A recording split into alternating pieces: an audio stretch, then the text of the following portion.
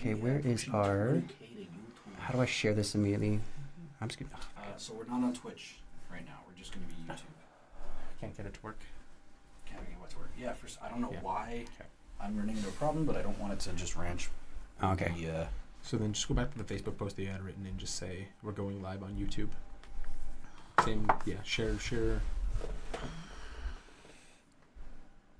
Technically, we are live on YouTube, brother. Oh, Right hello, now? hello everybody. If Ew. you're watching us, we're still just kind of half setting up. Yeah, we're hanging out. Hi, babes. Cheers. Oh. Boof. Okay. guys want to talk about today? I don't know. Can I have a beer though? Oh yeah, jeez. Here, I'll give you this one. Sacrifice, You probably want a cup. brother. I'll be right back. You guys. What's going on? Thank So- you. I'll get you a beverage holder. Okay. What were we talking about before this? Anime. So last night I posted this thing about, because I went down this deep dive watching Tubi, which is like a free TV app, and been watching a lot of obscure, random animes from as far back as the 70s that are available on here. And there's one recently I went into this like 5-year range of animes that were all primarily ecchi, and I was noticing this like trend of kind of not like misrepresentation, but definitely hypersexualized, like when it comes to ecchi, that's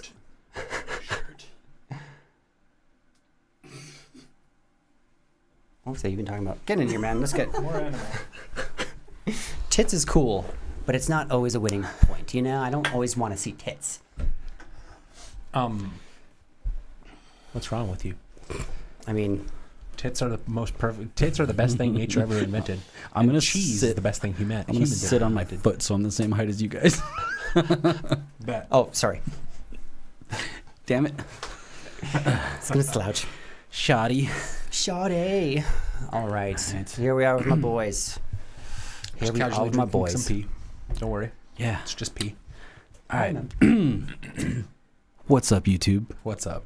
And I guess not Twitch this time, but No. everybody listening to the Rogues Passage podcast, welcome back. Yeah. I'm Tanner Cherry.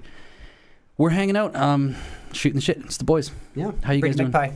Yeah, we're doing pretty good, honestly. I'm Jonathan Delmont. It's nice to meet you. I'm new here. The pseudonym. Honestly, I'm vibing. Recently just moved in with Tanner. We've been able to really spearhead a lot of our projects here. We have an upcoming tournament. There's a lot going on. I'm vibing. Oh, more importantly, Brady moved his beautiful cat Johan into this house recently. Insert picture of Johan. Johannes von Caterwall. 24 beautiful claws. Oh yeah, Yeah. he's got what is it Pterodactylism. called? Pterodactylism. Yeah. He's got 6 toes on each foot. Yeah. It's so cute. Yeah, He's got he's so many my bae. peats. He's his name is inspired from a blonde Dutch model named Johan. I can't remember his last name, so please don't ask. But I remember whenever I was like a teen, I was like, oh wow, he's hot. So that's just always stuck, and I always loved the name Johan. And then eventually, I finally acquired him. He just looked like a Johan. He's blonde. I was like, it works for me. And then I gave a more of a because his name is Johannes von Caterwall, and Caterwall is one of my favorite cartoon characters ever. Fievel Goes West. Mm-hmm. Love it. Yeah, Steven Spielberg production. And yeah, just being able to have a cat with that name that means this much to me. Like the cat means this much to me with a name that is this symbolic. Even every time I bring it into the vet, they're like, Johan? Or they say Johan at first. I'm like, it's Johannes. Yeah, hey Johan, how's It's it a going? caterwaul? Yeah, it's the sound they make when they rut. That's what that Yeah, is. sexy cat. Sexy cat. I'm very happy. My 2 cats were not happy at first, but they're warming up nicely. Anyway, we're what do we got? You're opening up YouTube. We had notes. What do you guys want to talk about today? Earlier. I think we should start because me and you were having a conversation before we were rolling, just kind of hanging. Yeah, out do you want to stuff. pick that one up? And Tanner had some I had some specific words. to say. So, how do y'all? Do you want to feel- start, or do you? I'm just going to throw it out there. How do y'all feel about group hug decks? Yeah. How do y'all feel about the concept of showing up to the party I love To- giving hugs. to fuck around and do nothing? Yeah. Dude, Like, I find it, I don't know, I find it so perplexing. I'm just going to go on my rant here because this is soapbox Tanner moment. Fire off. I struggle, I guess. I struggle to figure out why. I think I understand why people like to do it, but like in a sense, I don't think there's enough Rule Zero discussion for people showing up to a Commander game as a group hug deck. In regards to like, did the person that brought that deck ask the other players if they wanted to waste their time? Like, I know it's like a harsh take, but like, let's say you just built this deck, right? And you're like super stoked on the deck and you want to know how it stacks up or you want to know how it plays. And somebody sat down at the table to just fucking walk around and like with a jerry can of gasoline and screw up the game with like chaos, right? They're not there to like be an Emery, opponent. They're not looking at you. They're not there to be an opponent. They're not there to be actively engaged in like being a player who is a threat. Yeah. They just want to screw around and like the weird concept of like I'm just going to make someone else win. I find that like a little weird because what if the person across from you didn't want to waste their time with that shit? What Well, if they actually Tanner, wanted to like play their deck? Let me ask you a question. If you go to work one day and one of your coworkers decides to come in and just say, "Hey, I want to do like half your work. I just want to help you do half your work." Are you going to consider that wasted time? No, because I'm getting paid, bro. So if a player sitting at your table says, "I want to do half your deck's work for you," so that you can pop off faster. Yeah. Well, but here's the thing: is it's like it's not a good reference of whether or how your deck works. Yeah. And the thing that I said to you earlier was like, if I wanted to play against fucking bots, I'd load up Arena and I'd play against Sparky. Ouch. Right? If I wanted to play against a bot, like My I'll fellow play group against a huggers, bot. we are not bots. We are Yeah. living, functioning, perfectly normal human beings. know. Big NPC energy coming Yeah, I did. That's what I said. I was like, man, it feels like NPC energy of the person, like like walking into the wall, like just like Yeah. tripping over the chair. Wait, you play Glunch and you give away all of the triggers? No, that's Oh, no. no. So like, I would like to speak up now. I love group hug, and I also love the subtle nuance of like what you can decipher as a group hug. I have a multitude of them. He just mentioned Glunch. I did have Glunch the Bestower, one of my favorite Selesnyan brews I've ever made ever, and it literally just wanted to come in second. Guaranteed win con. If I come in second, I gently concede because my deck does not function to go into any kind of combat. It doesn't have any secret win condition. It just wants to make the game go fast. And that was the only exception. Now, going down from that, I have a deck called Parnace, the Subtle Brush. Parnace loves to give everyone copy triggers. So if I can do a crazy, ridiculous combo that's, like a Praetor's Grasp times 3 copy combo, giving that to other players as well, it's so, I'm getting goosebumps talking about that. Oh my God. I've had amazing interactions with Parnace. And then recently I just remade Gavi, the cycling pre-con commander from 2019, I think it was. And honestly, and this is his most recent group hug game he played. We were playing on Spell Table, and I was assuring everyone, I'm like, I just want people to draw cards. I do have some cheeky mechanics in here. It's like Parnace. There is a potential, didn't see that coming. But at the end of the day, Gavi just wants to make some Dino Kitties and give everyone some forced fruition, Right. Okay. So that actually brings me to my other point is, maybe my analysis of the archetype of group hug is not accurate to what other people believe group hug to be. And I'll say from my perspective, there's two different types of players that like that when they say they're playing a group hug deck, there's only two. One category is I just came to literally throw my clothes at the wall and run around screaming. Glunch. Just like ridiculous. Like I'm just gonna have a hilarious time, and like in that person, I have a little respect for because it's like you're trying to make people laugh, or like there's some giggles involved. You're not taking it seriously. But my second category of group hug players is the sneaky fuck. Why would you target me? I'm just giving you all these cards, and then you sneak in for the win because you do have like the essence of group hug is a distraction in whole, It is a wholesale distraction to try and take heat off you so that you can just get to the late game and execute your combo. Hi, it me. I'm bitches. You know? You are bitches 100%. But I would like to say, in my critique of group hug players, am I close or completely off base? I think there's room for where you're right. There are going to be those sneaky group hug players, and that kind of does boil down to turn zero discussion a little bit of just like I posed to you earlier, where a simple question at the start of the game, if somebody says they're playing group hug, is you ask them, is this a group hug deck that's trying to win? Because if it's not trying to win, then there's your answer. Right. I actually feel like I'm getting to that point where I feel like I want to ask that question if somebody says they're playing group hug. You absolutely Are should. you here to It's part- play? Yeah, are you here to play? Because like sometimes if it's just like literally I just want to like do the perimeter with the jerry can and light the building on fire. Yeah. That's what it feels like sometimes. Yeah, because as what we were talking about before, the kind of point that I raised to it is that I didn't think it's the best to kind of look at group hug as like a play style in that way, where I compared it to this game has a lot of beautiful different ways to win the game. You can win through infect, you can win through commander damage, you can win Infect's through just beautiful. Yeah, you can win through just regular damage, Proud of you. through different things, ping, just overwhelming, kind of like the Sierra game with the Toralf, where it's just like, oops, here I'm just going to storm into 1.5 million damage. Then there's things like just like, oh, I'm going to draw my deck and play like a lab maniac, where it's okay. I'm winning the game cards.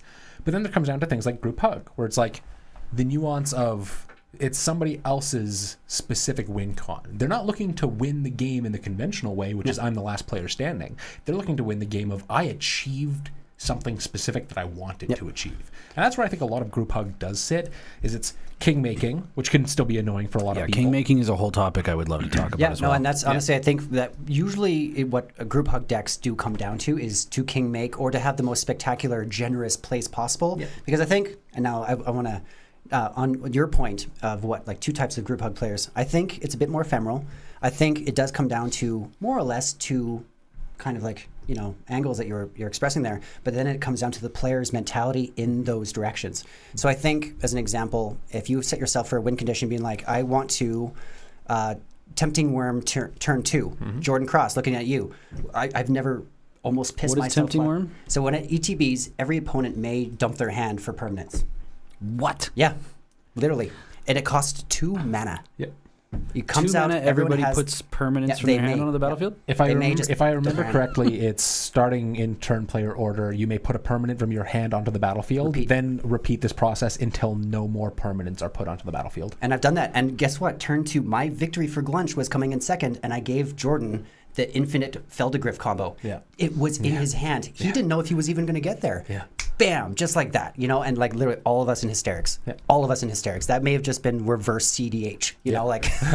Yeah, and no, I do understand. I totally understand. Like the chaos can be the story, and like commander players will resonate with the fact that a lot of times we're chasing the dragon of the story, the good story, Yeah. right? Yeah. Because you all know the games that you've played where something happened that was like just legendary and like the kind of stories that you tell your other playgroup members. Oh yeah, it's like I had a game way back in the day with my Omnath Locus of Rage deck, where it was 2 ETB doublers. It was like Gear for Ori or whatever the heck that one's called. Or For lands? No, lands is double lands for everybody. no, it was. Or, no. sorry, each player may play an additional land. It was 2 specific cards that doubled ETB triggers. So it functioned with land ETB. Amulet of Vigor. What is that again? I can't remember. Amulet either of way. Vigor is the one that Oh things. no, I'm sorry. Yeah. I'm thinking of the reverse doubling season. Sorry, sorry. Regardless, it turned into it was basically 2 like quadruple, because it was 2 things doubling my landfall triggers with a Scoot Swarm on the battlefield, the Minotaur that I can't remember off the top of my head that has landfall you can take an extra combat. Each creature you control gains +1/+0 for each time it's attacked this turn. God, what is that card called? And then a Boundless Realms to drop what was basically 20 lands onto the battlefield. I can't remember. It was 10 to the 26th power worth of damage that I dealt. So that's like bigger than a billion. That's like over eventually. 100 there, Bay. Hey? I don't math, but that sounds impressive. Yeah. It was an inconceivably large number that broke my calculator, and it was like, okay, that happened. Like awesome. the billions of dollars from our Toralf. Yeah. Speaking of, I did want to, because we were able to correlate it. Honestly, even something like dice rolls, like neutral dice rolls. Want to talk about that dice roll? I do. This bothers me because me and Oz, while we were watching the live stream in the other room, we were like, "Oh my God, did C just do that?" Because after I had his no- tremendous turn doing on average Billions of damage. that you can't get to easily. Yeah. And they got there, and then it came down to, okay, well, I just played God, and now I'm gonna roll a dice, basically. Yeah. And then there would be, and I was like, why, screaming like, oh my God, like, Yeah. and And it I'm lost not- her the game. Yeah, no, you could watch that video and check out that all go down in one of our episodes. Yeah, I everyone was- believe That was episode 14, right? we should Evra. we should be able to have the video linked here in a thumbnail. If it's not here, it's down in the description Yep. below. Yep. But yeah, no, group hug is fun, but it's not obviously for everybody. It's a mixed bag. The amount of times I go to, even recently on Spell Table, now that I'm doing it quite often, I'll play group hug sometimes as, hey guys, how's it all going? Especially if we all end up liking each other, we want to keep carrying on with games. I usually start with a group hug deck. And the amount of times that does not fly with someone who does not want someone to accelerate everyone else's game. No. It makes sense on average, actually, to take care and out completely that neutral player who just wants to have a bit of chaos. This is what I'm speaking towards, because like I was playing, I don't know if it's like the devil's advocate thing, like being like an extremist in regards to being like, man, this is so stupid. I do sort of get it, You are but very I do think like I trend a little more towards the spike psychographic, but not totally. I'm not just like a store grinder. I do love casual formats. I do love screwing around, so I do get it. But I started to realize like how it is kind of like, especially if you're looking to test your deck. If you're looking to test your deck against, and then like just one person is just like the monkey throwing shit in the corner, it's like it just you feel like you're like, man, like this is not a good representation. I don't know if I'm actually like getting value out of testing my deck here. Yeah. And so I wanted to bring that up, being like, is it actually like rude to sit down and just do the like, I'm just gonna throw accelerant on everyone else's fire? Some people are narcissists. They just want praise. I just want to help people. I have points to that too, where like I partially agree with that point, and then I kind of partially disagree, because a good way to test your deck is to see how synergistic it is, and when you're able to just throw everything down as fast as possible, you actually get to see the synergies. What card, when you play half your deck by turn 3, you're going to very quickly see the cards that do not combo with anything else in your deck. So those are kind of like the clear cut cards. But on that note, like I'm building a group hug deck right now that I'm very excited for, because it steps outside of the realm of normal group hug decks. Where normal group hug decks, like you can potentially play something like braids, like the blue, Oz? the blue braids, things like that. We're just like, okay, hey, everybody's getting like free stuff. What is it? I'm building a. I'm probably gonna butcher this name. Sorry, Kyneos and Tiro of Melitus. Kaneos and Tiro. Yeah. At the beginning of your end step, draw a card. Each player may put a land from their hand onto the battlefield. Then each opponent who didn't draw a card. So realistically, it's a little bit of land, fast, and or card draw. 4 mana too, eh? What I'm doing with it specifically is it's nothing but card draw. It's nothing but total board state card draw. Why? Because it's not meant to win. It's not meant to win. It's meant to accelerate the game, but in a way where it's like it's not giving people free spells. It's not giving people like the ability to like horrendously pop off like Tempting Worm kind of stuff. It's just card draw. It's pure card draw. Just card draw for the whole purpose of everybody gets to draw into everything that they want to play faster, but they still have to play it at whatever speed that they can manage until it turns to the point of, I'm just going to not stop drawing you cards. If I draw you all out of your deck before you can win, that's your fault. Right, and that crosses. I feel like those are two different things. If you're just trying to load people's hands to see what happens, that's 100% of a different thing than it is That's to chaos. I'm That's going to leading keep into chaos. going until you're dead. Yeah. If you have finality in your plan, if you have like I want to reduce your deck card life total to 0. I mean, that's a mill deck. Yeah, I'm not trying to mill. Well, I it's mean, just yeah. it's one of those things where it's like if that's what accidentally happens, I load both of your hands with everything that you can do. Yeah, like forced but version. I'm not giving you a bunch of. I'm not allowing you to just play everything for free. But it turns it's like okay, you guys have no maximum hand size and half your decks in your hand. Well, that's not going to stop you from countering his spell. It's not going to stop him from countering your spell. You guys are still at liberty to be doing whatever the heck you want. Yep. But I'm still going to keep drawing you cards and drawing you cards and drawing you cards. You know what's funny? I'm gonna think back to a very early moment in my Magic life right now when the person to my right handed me a Zedru the Great-Hearted and was like, "I challenge you to build this deck," and Man, there's so many good cards now for it. Like Zedru Right. is still. But the parallel that I'm going Goat. to draw right now is that at the time I was like, "This card makes no fucking sense, Brady," and like I get it, but I have never quite reached the point where I wanted to build a deck like that. Yeah. So that's why I believe I gave the card back to you. I did. Yeah, you gave it back Yeah, to me. because I was like, I don't think I'm going to build this, Brady. No, Like, I it's don't fine. think it's my style.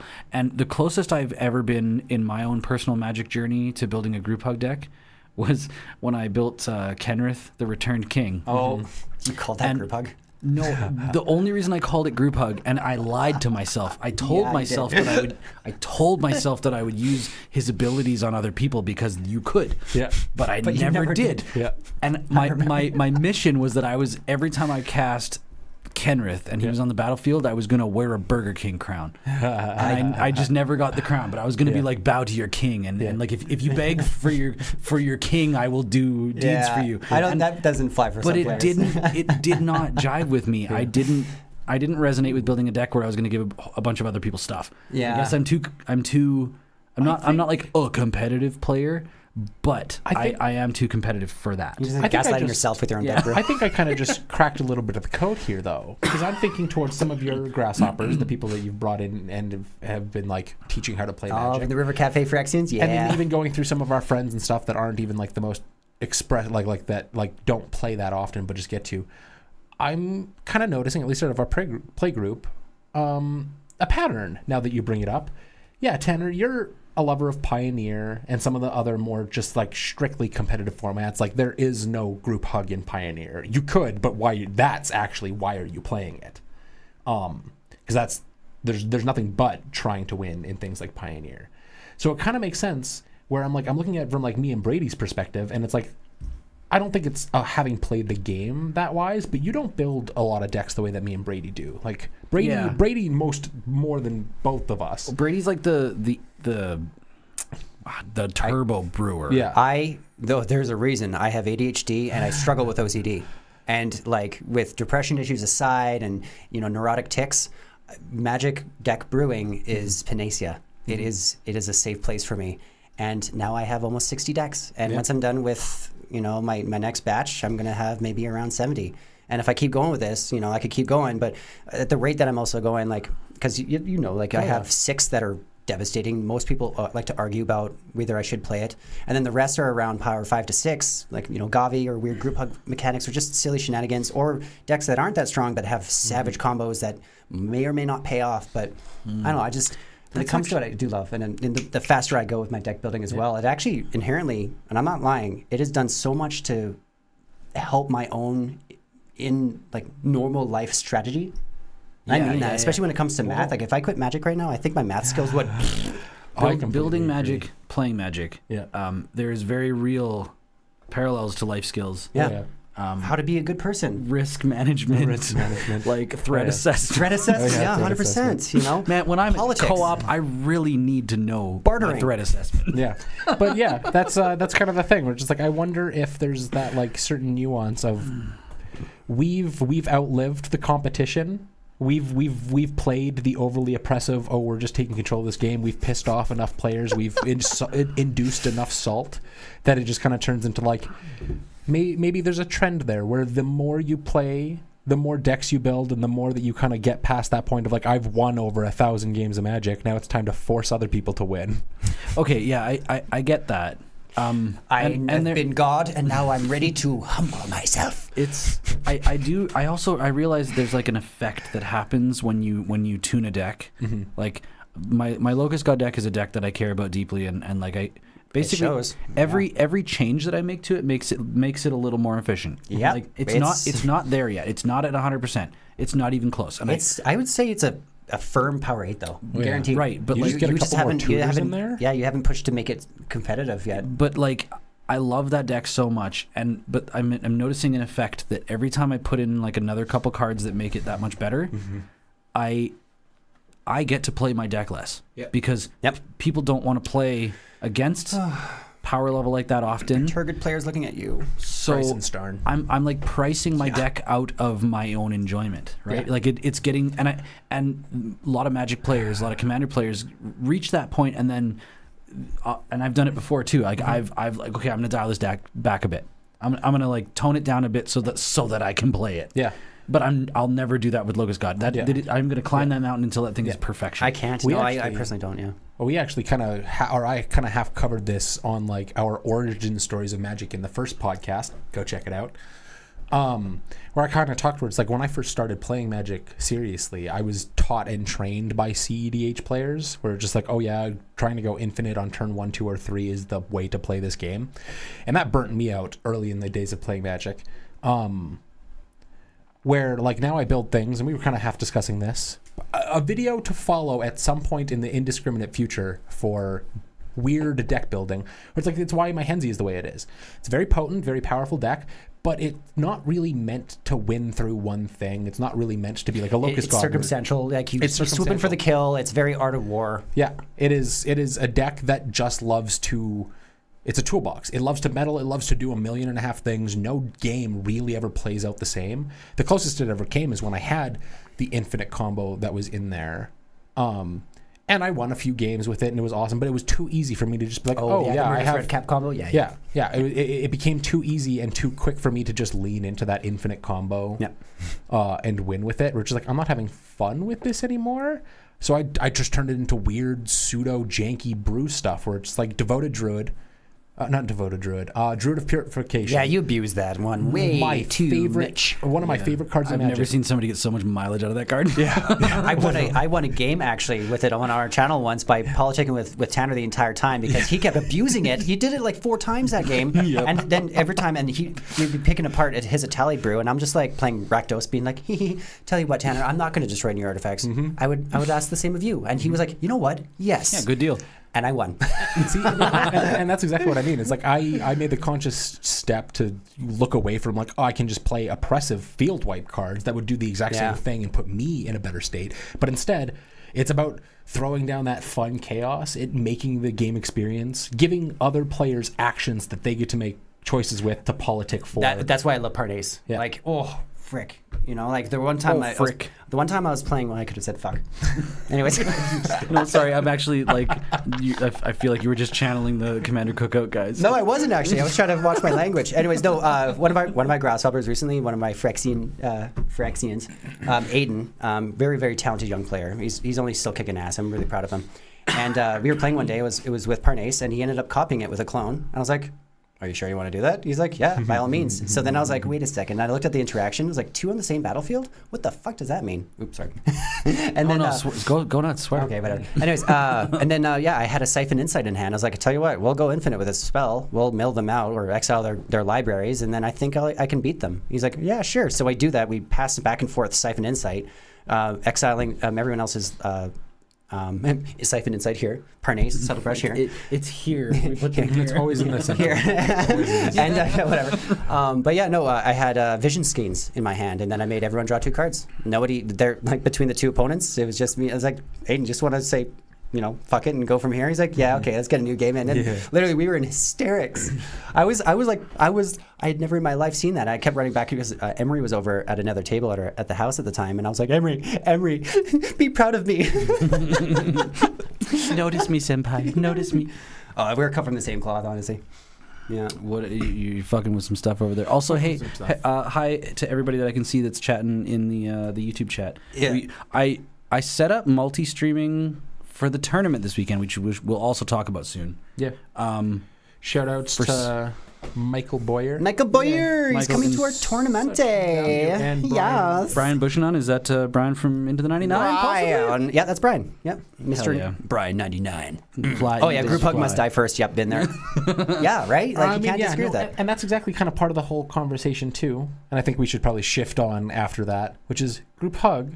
Nobody wants the opponents to be like ramped the way group hug does. Yeah. So it's not like you're actually sitting there doing nothing. You are a direct target because you're like, oh, now I have to put resources into killing this person anyway. Yeah, well, this conversation came up basically because of The game that we had was it recently. because like I assured you, my it's like, I just first wanna- game on Spell Table. I just want to draw cards for everybody. He's like, okay, but I can do some things. Like if I get Locust God and I do a wheel, there's a chance I might decide to attack. Yep. But I decided my combo actually was Buccaneer. Oh god, Minotaur Buccaneer. Every time you discard a card, deals 1 damage to each opponent. So I made myself draw a buttload of cards. I played a what was it? Firewing Bird or whatever. It's like you discard your hand, draw 3 cards, and then bam to everybody. I killed 2 players, and then Tanner killed me.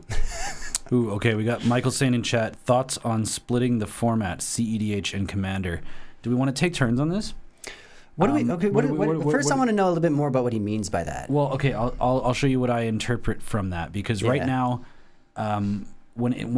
splitting the format from what I get from that is the regulatory body that governs the format. Yeah. Because right now we have a rules committee that governs Commander. Yeah. And what that means is there's a ban list that is essentially CEDH and casual Commander, tabletop Commander have to deal with the same ban list. Yeah. And I, for one, would adore if they split it because Yeah. there's cards that are a bullshit in tabletop, right? Like, but then CEDH, it's a different format. It's played differently. The feel bads, the emotions are different. So yes, personally, my thoughts are I would love if they split it, Yeah. and I'm actually really, I think it's because Yeah. CEDH is not really something that Wizards cares about. Commander is because Commander sells the packs. Yeah. CEDH is actually CDH is for probably- degenerates, is and such we are a an niche amazing community. family. But holy crap! I mean, they do. So Wizards does care about CEDH deeply because they run their tournaments, and the tournaments they don't go running. Oh, hey everybody, here's a Power 6 casual tournament. Hold on though. What do you mean they run their tournaments? I don't think. sorry, I don't sorry. think Wizards runs any CEDH tournament. Yeah, they just sit They back and don't- do this. Wizards doesn't run any of the tournaments, but the whole idea of like the tournaments that are thrown for Commander do and kind of are inherently CEDH because it's competitive. It's Right. competitive EDH. Hmm. And it's funny because we're hosting a Commander tournament this weekend, which Michael's a part of. Yeah.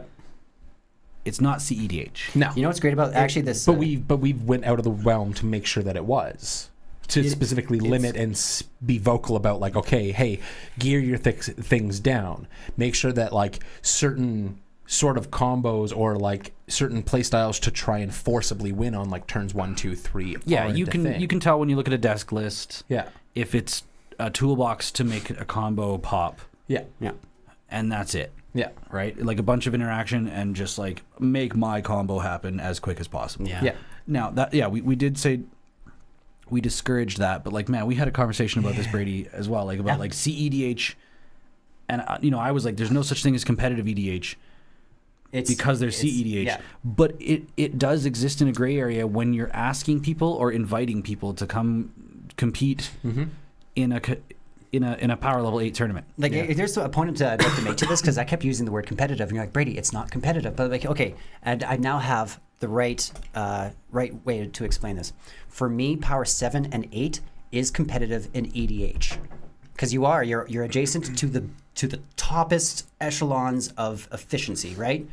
That is competitive on average, guaranteed. Even if you play Power 8, like our tournament, like you match 2 Power 8s with each other, that's basically CEDH to me. We're expecting some very fast plays, single round eliminations. It's going to be interesting to see what we get. Yeah, and like in retrospective, like our conversation, which I mean that conversation was a month About a month. Yeah, a month ago, Yeah.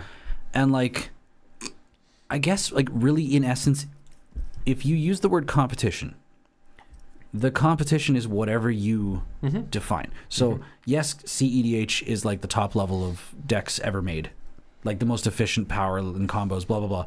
But yet, like you can for sure have competition of power level 7 to 8. Yeah. So it is still competitive. And yeah, like I remember just being like, man, like I don't think we should use the word competitive if we're talking about like power level 6 decks, because it's not competitive in regard. But Yeah. but we could host Yeah. Yeah. a competition Yeah. of friggin' power level 4. Yeah. You know what? Why could we be? Has anyone tried that actually? I'm sure they have, and I. Jank deck why would tournament. you do that? I'm Jank super deck down. tournament. I'm I super want down. nothing but a bunch of trash cards and a fucking deck. I want everyone to show up and take 20 turns to win. That'd be amazing. It wouldn't be good content, but it would be funny for some clips. I mean, it would be good content if we make sure that it's like people are doing hokey jokey things, right? Yeah. Like Well, I'm only allowed to win if I have like these exact permanents on board. Yeah. I'm allowed, like Oh, yeah, like Exactly. the stuff. like the bingo card type thing. Yeah. Or Or like- I would like to ask also, like Michael, if you're still watching, I would like to know your thoughts. Yeah. To that, because we did get a little off there, just talking about like the CEDH Yeah. sense instead of that. Back to the original question that was posed there. I do also agree. I think that, especially at this point, when it comes to like tournament specific, unregulated power level competitive, and just regular like casual playing with friends, there probably should be a little bit of a different ban list. But it's hard to gauge, and I think it's kind of the reason why Wizards has stepped away from even banning some cards. That it's like there's a current outcry for Shoulder of the Apocalypse, the One Ring, Orcish Leave my Bowma- bay out of this. Orcish Bowmasters. That is my wife. But they're format specific. Yeah, Like the ban, they're crying for a ban in certain formats. There's still, there's still a lot of people who are asking them to be banned in all formats because they're still. I don't know if Sholdred Like is still Leopold? legal. Yeah, I don't know if Sholdred is Yeah, it still is. in standard. Yep. Yep. They didn't ban Yeah. anything in modern or Yeah. anything in standard recently. Yeah. But I know that there's a lot of Commander players who are asking for those cards to be banned as well because people are just overly abusing them. Commander players, like, it's ridiculous. Like, there's so many more egregious things already. I know. They should totally unban Emrakul the Aeon's Torn because I'm sorry, it will never win faster than an Orcish Bowmasters by today's standards. I have something that just jumped in my head, and it's been something I've wanted to rant for a little bit, because when it comes to people with an outcry for banning cards, I think at the end of the day, it's just a critical failing of Rule Zero. Like, come on, people. You're so upset by Shieldred. Why can't you just talk to your opponent about No. not potentially playing it? I Just- argued this. No. Standard Rule Zero. Rule Zero is a fucking casual Commander thing. Yeah. This is not a competitive format thing. Standard is a competitive format where there's an official Okay, ban list. Well, for EDH, yeah. yeah. That's fair. So the people are bitching about Shieldred in Standard. That makes sense, because it does make sense in that way. Yeah. It's brutal, especially It's- when you compound it by having 3 other copies in the deck. And standard is like a very foundational competitive format. Okay, yeah.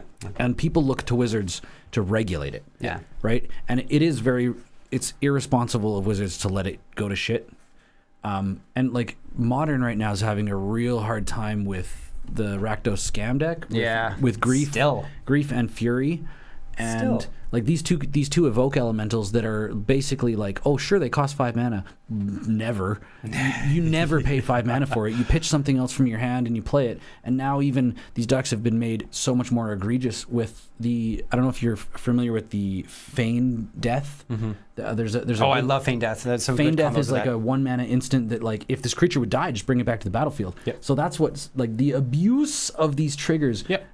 Okay, the reason this fucking deck is called Rakdos Scam is because you can basically turn 1, play a mountain, you can Thoughtseize somebody, take a card from their hand, and then you can pitch a card from your hand, play the fucking Grief for free, Thoughtseize them, and then the next turn you can do it again with a Feign Death so that double triggers again. They have nothing in their hand by turn 2.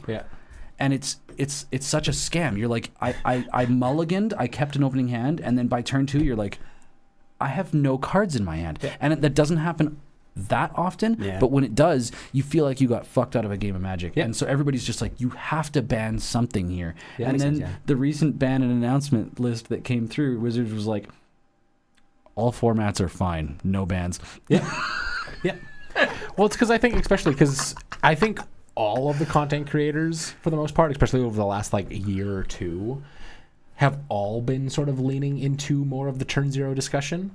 And I think that's kind of where Wizards itself is as well. And who knows if it's part of Hasbro's influence or if it's just Wizards of the No, Coast that's a influence. casual thing. Yeah, like I was saying, I just mean in general. I think that they're more so leaning onto the hands off, where it's just like let the player base figure out what the player base wants to do. True, but it's not when it comes to a format that's on Magic Online, Yeah. where there's regional qualifiers being hosted with that format. Yeah.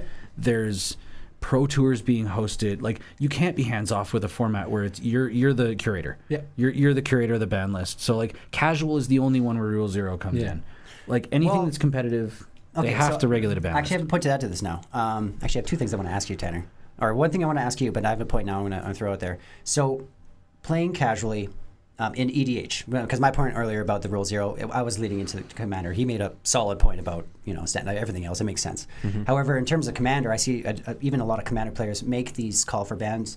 And at the end of the day, I think it just comes down to bad communication and honesty. Being the best version of yourself going into a game that's social, fun time. Like at the end of the day, if you're going in there and you're souring people's attitude, like, yeah, people might just respond by, well, I accept you as a friend, you're fine. But instead of that, screw this card, like I have right here, Shieldred, my base. She is literally top 5 favorite cards, like just character wise. Not even the Apocalypse, just Shieldred, just forever till I die. And so I don't know. I get it. I do get it, but I think it just comes down to communication. Now, my question to you, Tanner, is: can you make Rakdos Scam in Modern without the actual deck tech for Scam right now? Can you replace Dread? Can you replace Thoughtseize? Is there a way to make this a neutral experience? Do you mean by banning cards? No, I mean by, let's say you replace, so instead of Thoughtseize, you play Duress. Do you know what I mean? Yeah, Duress is strictly worse, right? Well, that's what I mean. So can you balance You're it out this talking way? about like as a personal player dialing back so as not to be oppressive to your opponent. But also honoring your own deck brew. Let's say you do love playing Scam, but you want to be amicable about it. So you change all the cards, you find all the right cards, minus Fury and Dread. Sorry, I know that's impossible. Grief, sorry. Yeah. But yeah, no. Aside from that, can you? You build that deck. You can for sure pick cards that are legal that are less oppressive. Yeah. The problem is, Modern is very much a format where sweaty players live. Dirty balls. Nobody I would love to play Modern. I don't know. I can't afford to buy a Modern deck. Oh yeah, and I mean, I make budget Modern decks. for Right. fun. And so if I wanted to go play a Modern tournament, I could for sure put together a deck that's like $99 or something and go have an enjoyable time. But I'm a little too sweaty for that. I would You're like to spiked. play Yeah. a deck that is capable. That's like when I went into this whole Pioneer thing, like I was like, okay, I'm gonna play the cheapest deck because I don't want to spend a lot of money right now because my wife will kill me. Burrow's heroic. So that's why I bought the Mono Red Wizards deck, which did not show up in time. Right? I was like, Mono Red Wizards is actually like a friggin' $80 deck, and I can just get into it and I can play. And it didn't show up in time. And then last minute, I pivoted to upgrade my Boros Heroic deck, which was definitely the right move. best. Yeah, it was. Because the deck was actually like out of nowhere, got some new cards in Wilds of Eldraine that made it like lethal. Yeah, like compared to what it used to what be. was it? The Virtuoso. Like you Yeah, threw those in that there? was Streets of New Capenna. It was Yeah, the Illuminator Virtuoso. Yeah. But also Monstrous Rage. Monstrous Rage is a 1-drop red instant from Wilds of Good Eldraine. one. It is literally the reason that deck has legs now. yeah. And Oh yeah. I never thought to play the heroic deck because it wasn't really like an option. But yeah, like I'm just saying this in regards to the fact that like if I'm going to sit down and play against people where stakes are on the line, I do kind of want to have a deck that has legs. That's fair. And because of that, Modern is like so far out of my friggin' price range, man. Like Modern is Sell your car. sell my car. Who cares about? I don't care if you do construction, you're a framer, whatever. That's a fucking YouTube short if I've ever seen one. You want to play Modern, sell your car. Yeah, basically. I mean, Dude, it's kind of feeling like you want to play any format sell your car. Yeah. Well, that's why like Pioneer drew me in, right? Because Yeah. Pioneer is like, hey, Modern is like massive, and it's got so many different sets plus the fetch lands, right? The Yep. mana base is prohibitively expensive. Yeah. Pioneer is like, what if we cut it off right at the fetch lands and banned fetch lands? Yeah. And it worked. Yeah. It's a more reasonable format. It's basically Pioneer is that format where good standard decks go to die, but not die because you can play them again, right? Let's say Yeah. you build a standard deck and you're like, oh, like for instance, the first standard deck that I built. Actually, you posted something on the Rogues Passage page earlier that's an article that Oh yeah, Sam standard Black. is dying. Yeah, Sam Black was like talking about how like standard is maybe not the best formula nowadays. And I read that article and I was like, man, that's actually like potent for me because the first person that ever inspired me to build a standard deck in paper was Sam Black. And he, Really? Yeah. Right on. How about that? He was the Full circle one there. that built the. It was him. He took to the Pro Tour, and he got pretty far with the blue-white God Pharaoh's Gift and refurbish from Kaladesh, and Angel of Invention from Kaladesh. Because when you use God Pharaoh's Gift and you get the trigger to bring Angel of Invention back from the graveyard, Angel of Invention came back as a 1/1 with what was the mechanic in Kaladesh that Fabricate? modulate or Fabricate? yeah. Fabricate, So it was yeah. fabricate, and you would add counters, but God Pharaoh's Gift made it come back as a base 4/4. So then you would put 2 counters on it, and it would be a 6/6 flying lifelink vigilance for free every turn. And like I remember just watching this deck play out on TV one day and being like, man, this is so good, and I wanted to build the deck. And that was the moment that made me want to go to the store and play standard and compete in standard. And just the same as that fucking Pioneer deck, I built it and put it on the shelf and never went. I never got the courage to go play against people, but like, yeah, like building decks in paper. I don't know how we got on this, man. I just got on a fucking rant. I'm sorry.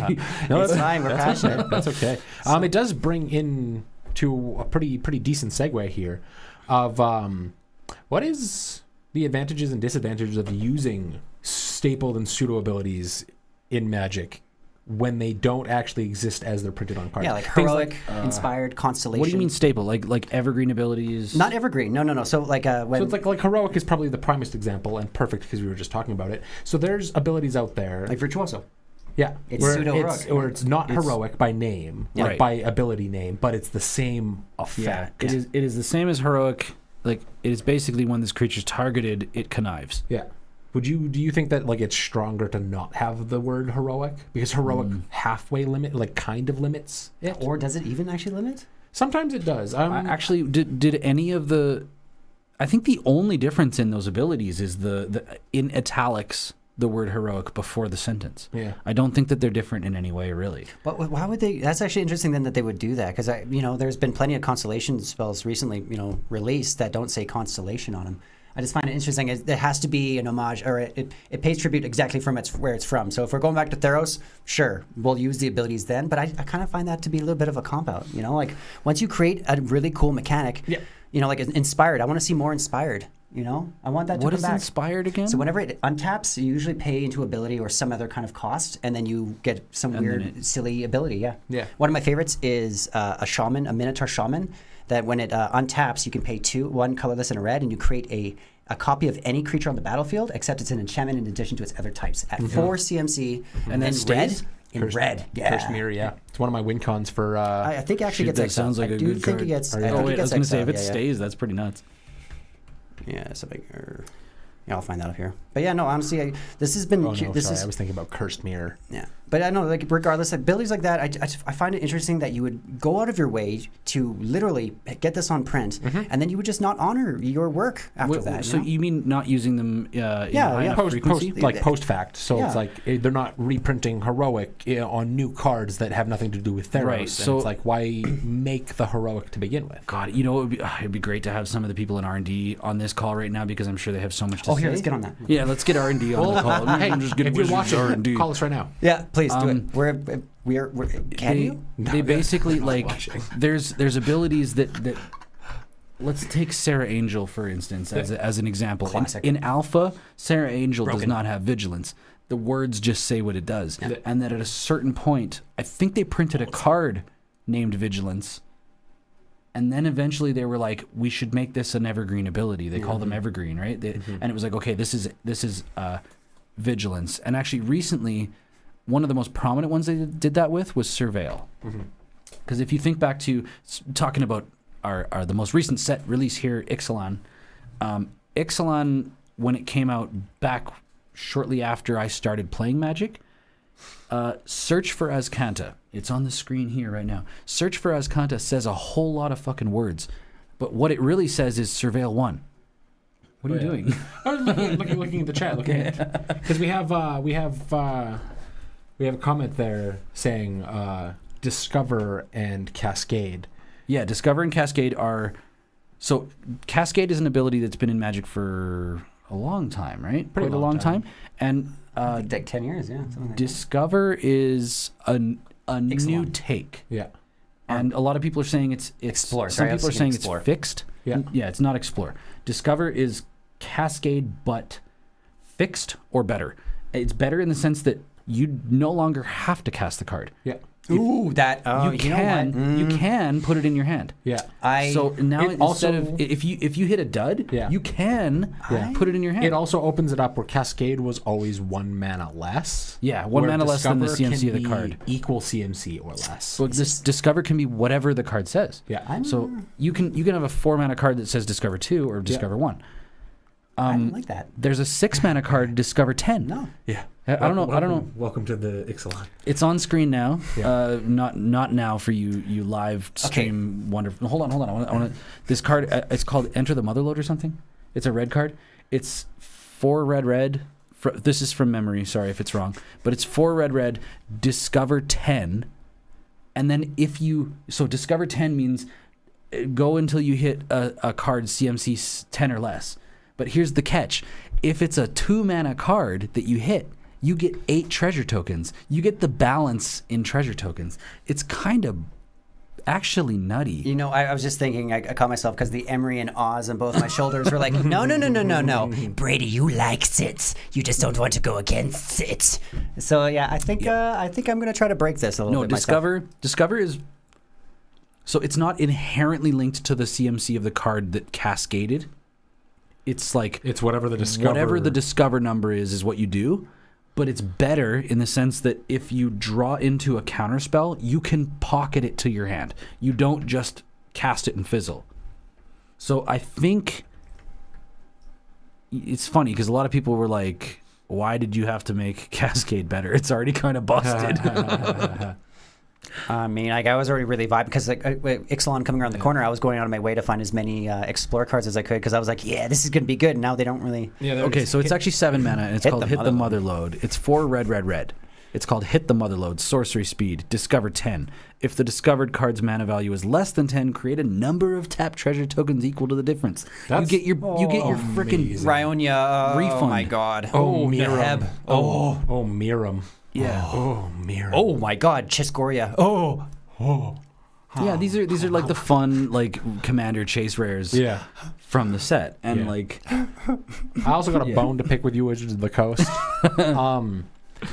If you're going to sell a product that used to be $50 and you've kind of bumped that price up without actually changing any of the quality and taking away our functional art and card books, yes, I'm looking at the bundles. Do you want to at least guarantee a mythic and not 3 of the exact same rares in the rare slots, Yeah, please? he had a whiff. you had an opening He had a whiff. recently. That was the most like disgusting box of Magic I've ever opened in my life. And I get that it's all still random chance, so I just kind of lost the coin flip on that one. Didn't you get the memo? It's no longer value positive to open booster packs or bundles of any kind. Apparently, but Jesus, It's no longer value positive. That's a thing of the past. So let me get this straight. So the best value I have is to not put any Magic into Hasbro or Wizards of the Coast pocket, and Money? instead only go for the secondary market sellers. That seems okay. No, sure. I'm pretty sure what Wizards wants you to do is buy crack more. like 30 boxes. They want you to stop talking and buy more. It's not going to happen though. And guess what? We have a podcast now. Just another white boys with the podcast talking about magic. No, it is kind of crazy. Excuse me. Yes, I am a white boy. I adore buying Magic products, but I have transitioned to buying Kid the products, cards I actually. want Like I've instead been of on buying the sealed realm. product. Yeah, like I've been on the realm of like wanting to continue to always buy bundles for forever, just because it's like I love getting the boxes, I love getting the big dice, all that kind of stuff. But especially the last couple of years, it almost does feel like maybe I'm just losing the luck of my box pulls. But it seems like people are only getting value out of collector boosters now and not out of the set boosters, and it's like that's really kind of annoying. Wait, I was gonna suggest I got a box of Zendikar Rising upstairs, Yeah. and I know, and it's got a box topper, which Yeah. can be like a basically an expedition fetch land. Yeah. And I was gonna be like, yo, let's roll the dice right now, but I almost like don't want you to touch it. I mean, hey, me like 6 months ago, a year ago, yeah, absolutely, hand me that thing. It would have been 8 in there for no reason. What if I opened it? You want me to go get it? It's up to you, dude. It's been sitting there, and I kind of have just been I'll say desperate to know what is in there. It's, Also, it's Schrodinger's card right now. I For as long know. as you don't open it, it is a guaranteed one of those lands. Schrodinger's Yeah, but- card. Schrodinger's magic card. Yeah. I do need a Scalding Tarn though. I mean, I technically have 2. I have my foil one, and I have my. I'm not giving you mine. You guys either. carry the weight for a sec. I feel like this is spontaneous. I'm gonna go rip Okay. that bitch open. And All right, let's go rip this bitch open. Because Flavor. I also have a box of Commander Legends, and I Yeah. do not own a Jeweled Lotus. Yeah, And I neither do might. I. If you pull 2, I might not know that I have it up in there in the cabinet, but yeah, I'm gonna go grab that box. Can I You ask? guys- Go grab that box. But can I ask a potential favor? If you draw one of the other lands that isn't a Scalding Tarn, can I just trade you my Scalding Tarn for that? I don't have all of those lands yet. I'm only missing like 3 or 4. Okay, I'm gonna go And get I'm trying to complete the collection. I almost have all of the utility dual tap lands for all of the color bases printed. I also have all of the triomes in full art. It's been an obsession, because if there's one thing that every deck needs, it's a good land base. Am I right? Michael's like, do it. Yes, I will fuck with Discovery. Oh, yes. We are going to spank some butt. And I'm going to have a good time doing it. It'll be a grand old time, babe. Yeah, I like Just you and Discovery. me discovering. Yeah, I like Discovery. I kind of wish they just left it as Cascade. We don't need 2, because I feel like it's just going to get abused now. Well, my opinion might change the more frequent I see it. I was really butthurt about the ring tempts you, and frankly, ironically, I've only seen it now a few times in our gameplays. There's some people who just inherently don't like how jacked it is, Yeah. especially when you get to 4. Yeah. 4 times you've been tempted, and Oh no! Goddamn. You're misled off of that. The 4 is strong, but it's only that Frodo deck that oh yeah, that really breaks Yeah. it. Yeah, the one Yeah. that just makes people lose that the Aiden game. plays. Yeah, yeah. That's the problem where it is. Having 4 getting to the rings tempted you 4 times on like any other of the cards. It's strong. It's not really that strong. All right, we're back. What took you? That was hours. It was hours. I was hit my fingernails. Yeah, time moves differently in the Rogue's Passage. Come on, you're a carpenter. As soon You as, should as, have soon, strong as hands. soon as you walk out of the actual passage, time functions normally. Use Here, those carpenter we're hands. Come on. transcending like time and space. Might as well just open the Doctor Who decks here as well. It's been like, I don't know. Okay, realistically, I bought this box to draft with it, to host a draft, and then COVID happened. Yeah. You know what? So it's been that long. Why don't we each just get a pile? What? Right now? No, I do still want to draft with it. No, wants I'm to being a draft. greedy fuck. Just Yeah. ignore me. I mean, do it's. still I want love this set. Honestly, it was one of my favorites. I mean, Zendikar Rising. No, nah. Brand. No, let me- Modal double-faced cards. Yeah, no. Let me finish. The lands. There it is. The lands, super cool. Some of the cards were great. When it came to like the common bulk of Zendikar Rising, I felt like the common bulk and the uncommon bulk, I barely see people play any of the common and uncommon bulk out of it. If I do, it's like the randomest one card here just because there was nothing else to fill the space or they were just pulling it out of their bulk. It's like the few choice mythics and rares that I see played out of this. Aside from that, it was kind of I love Zendikar. Zendikar's my favorite plane. Both. Okay, so we got a naysayer here. Yeah. We're not going to let him open this. Someone's a bitch tonight. Also, yeah, Do no, you guys- don't. My magic block is shit right now. Do you guys want to pull up a list to see like Zendikar Rising Expedition expeditions? Okay. Because I know there's like an ancient tomb. I think potentially Cavern of Souls. I believe there was It's not all of them, but yeah, I The believe filter lands too. Yeah. Yeah, I believe it was what it's the ally filter lands or is it the enemy filter lands? Oh, these are so nice. Well, they're expensive. Well, Yeah. if They've they're- come down. that ancient tomb. I'm hoping it's an ancient tomb in They've there. come down. $85. Yeah, they've for American baby. That's like 100-ish. They're all way cheaper than they used to be. I guess I should open Almost it over every in single one front of the was camera bordering- to be dramatic. Yeah, Well, almost open every it single over one here. of them was bordering 100. Yeah, get that ASMR, please. Yeah, just get some like plastic sounds for the children. Oh yeah, this isn't even the set that we got the Scalding Tarn and stuff out of. What do you mean? I don't- The original. No, Scalding Tarn's. Oh, Look it at is. that- Okay, look at yeah, that no, prismatic. it Look at is that. there. Yeah, that yeah. prismatic vista. I don't have that Scalding Tarn. I have the Modern Horizons. Oh, I really want that prismatic Reprint vista. Scalding Tarn. God damn. Such sex on screen right now. Okay. Ooh, that strip mine. Oh my god, this is so difficult. It's because they started designing packs where you have to rip them down the side instead. So it's a colorless land, I think. It's just a waste. If it's ancient tomb, He rips it by accident. Spire Garden. Well, it's nice. That's all right. Oh wait, the two or more opponents. This is the Battle Bond land. Ooh, that's cool. Yeah.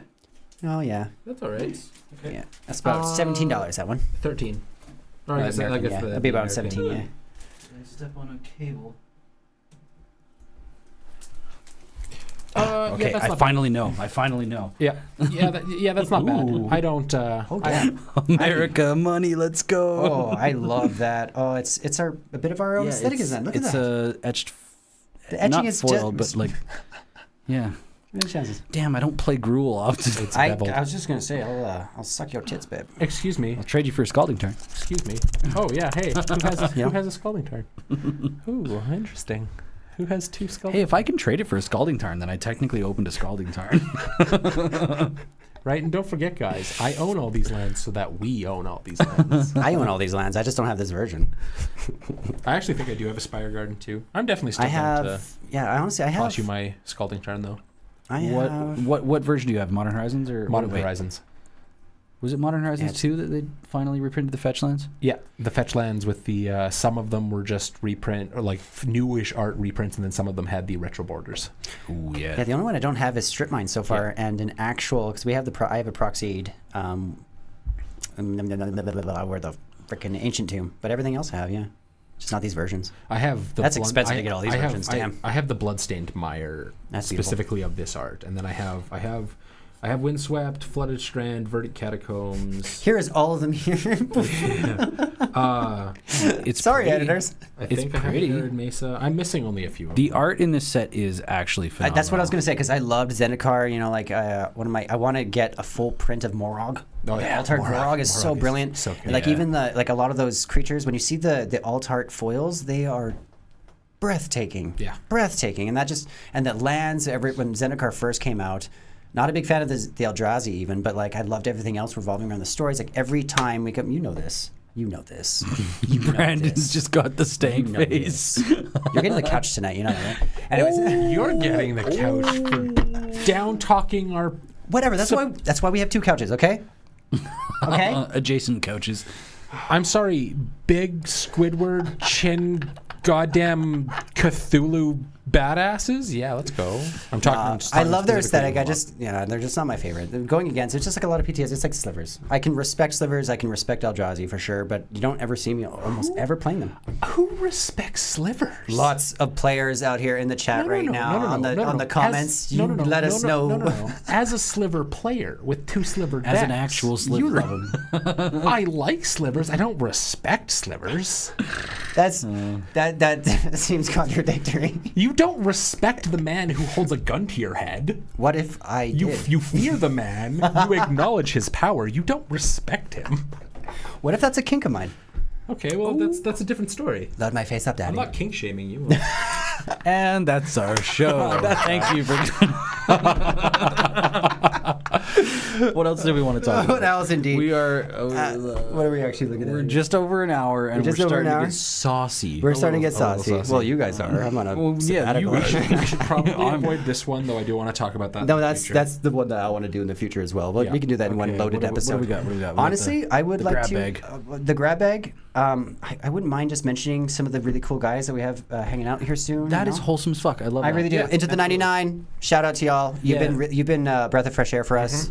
You've been very Exceptional content creators. yeah. Honestly, thank you so much. Yeah, we were already in a state, especially when it came to like the face-to-face tour event here in Calgary, of like already kind of like riding our own high on the channel and just getting really excited for the opportunities. Yep. And then your wonderful faces just appeared in the distance and grew ever closer to the point it's like, you guys are awesome. Yeah, you accepted us right away. I Yeah, was like, great yeah. attitude, Yeah. great like just amazing players too. And not even just then, too. Like, honestly, with the community at large here, I wanted to emphasize, you know, like, with our tournament, we have Brian showing up from Phoenix Comics. Super excited about that. That's going to keep this train going, you know, because especially one of our prerogatives is to just enrich the community. Yeah. You know, like, Yeah. I want to become an ambassador. I want that freaking light on my name. I don't want Esquire anymore, you know? Yeah, because I think when we first sat down for this channel, one of the big things that we kind of like discussed was it wasn't just about, of course, playing a game that we love and trying to make that somehow a job.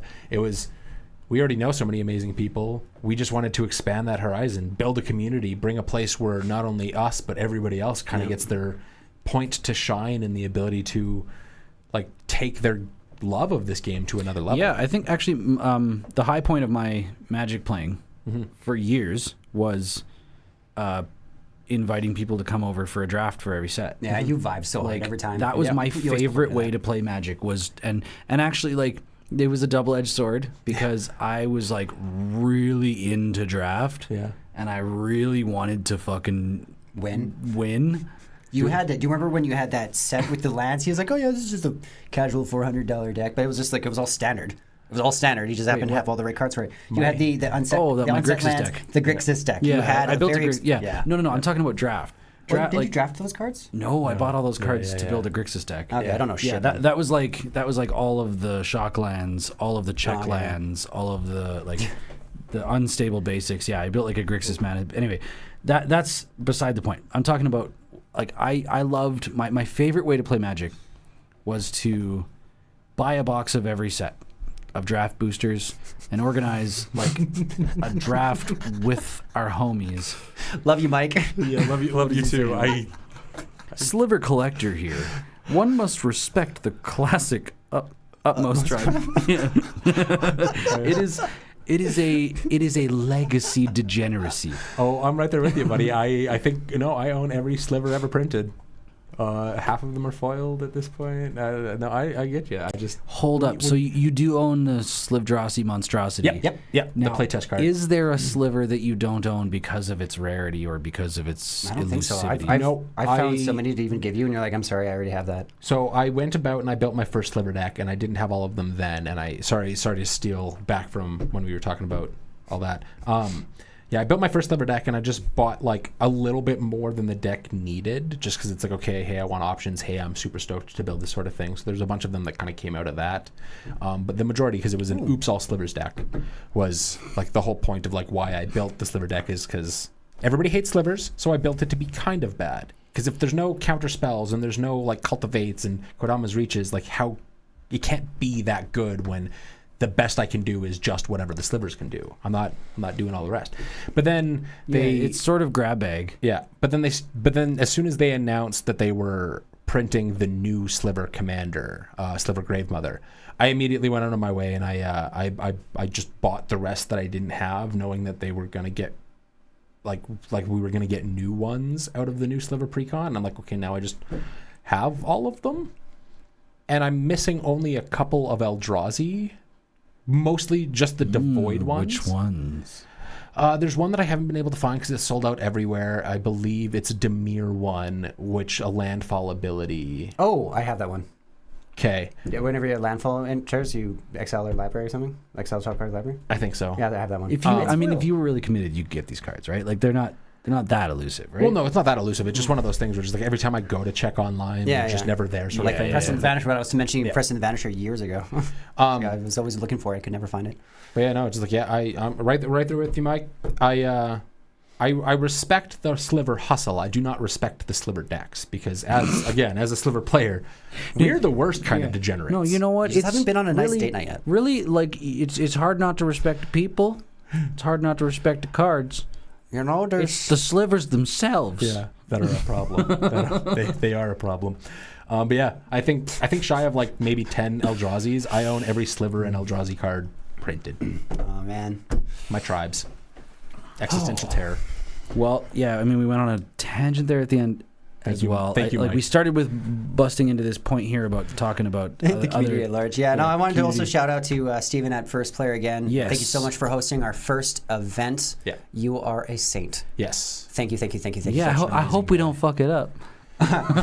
Oh, we will, but in our own spectacular way. So I set up things for multi-streaming, right? Yeah. So that I could stream to Twitch and YouTube at the same time. Yeah. Tried it tonight. Twitch didn't work. Yeah. So we gotta. We're going Saturday. We're going to make sure these. Yeah. We're going to do as much as Yeah. we can, and then Yeah. Sunday we're going to show up as early as we can. And this time around we've put a lot of work into it.